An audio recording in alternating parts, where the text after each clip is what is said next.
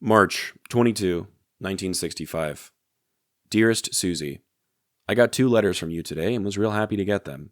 I'm surprised that Brian even remembers his dad, much less cry for me. The last 2 days were pretty quiet for us. We went out and escorted a general all around today. It was very boring. I played 2 games of Pinochle last night and 2 tonight. I'm just about played out. Charlie is the same. If he survives this year, I still plan to bring him home. Well, I hate to write such a short letter, but there isn't much going on. Tell Billy that I am pleased with his grades, but I agree with you that he could do better. I love you all and miss you very much. All my love. Bill. I can recall 2 of the first stories I was told about my grandfather's time in Vietnam. The first brings my father to tears. He can't manage to tell the story straight without laughing. Popi was flying on an attack mission, and one of his side gunners was shooting a lot at the VC on the ground. Popi had to quickly turn to avoid something, and the helicopter rocked with the turn. As a result, a shell from the machine gun the man was firing managed to slide into his pants and settle near his testicles. The punchline of the story is when the man angrily tells my dad at the reunion that they were at that my grandpa is the reason he only has 1 ball. Meanwhile, my grandfather sat there, unamused. I'm sure he credits himself for the man's survival. The second story isn't as funny. In fact, it's quite heroic, noble. The kind of story a kid tells about their dad when their dad is the coolest guy in the world and everyone should be proud of him.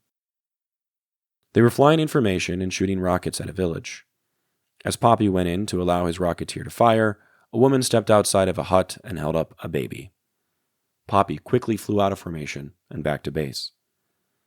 When all was said and done, his commanding officer was angry with him and proceeded to chew him out for his inability to follow orders. Quote, calling him everything but a good Christian, as my dad put it. When the man finished, Popi pulled out his pistol, held it to the man's throat, and said that if he ever wanted him to blow up kids again, or if he ever spoke to him in that manner once more, he'd shoot him dead on the spot. Popi only told this story after they saw the man at a reunion, and he was nice to my grandfather. Popi still hated his guts that many years later. With no way to prove the story true or contest it, I'm left with a story. Perhaps it is true. My grandfather is a noble hero, fighting against orders to protect the innocent. Maybe he was already racked with guilt after he bombed the orphanage and didn't know about it until after the fact. Perhaps he saw the face of one of his own kids on the ground, being held up by the woman. What's important is that I've been told the story many times and by many family members. Are they using it to justify what he did over there? To paint him as one of the good guys? Or maybe they're telling it because it's foundational to their understanding of his time away. When you're giving nothing, you're left to your imagination. What's true? Would anyone's perception of him change if this wasn't true? What's more important, the authenticity of the story or the perception of Popi as a hero, as someone who would rather kill his own commanding officer instead of killing a child?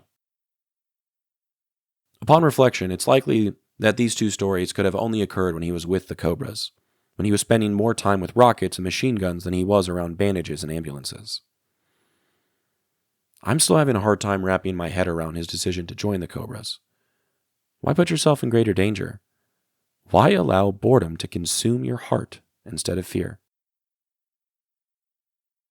The photo I chose for today shows 3 Huey helicopters flying in formation. The one on the left has a door gunner hanging outside of it.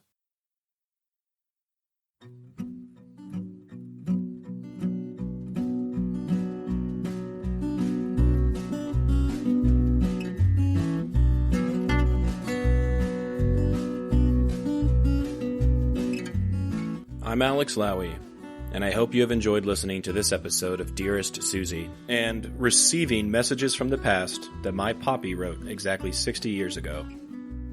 I sincerely appreciate your time and interest. Please consider following the podcast on your preferred platform, and if you're enjoying it, I kindly ask that you take the time to rate the show and leave a review. Also, please follow the project on YouTube, X, and Instagram.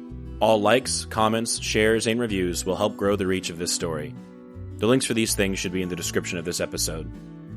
Please feel free to email me at dearestsuziepodcast@gmail.com if you have anything you'd like to say. I'd love to chat or to hear about your stories as well. Thank you for listening, and God bless.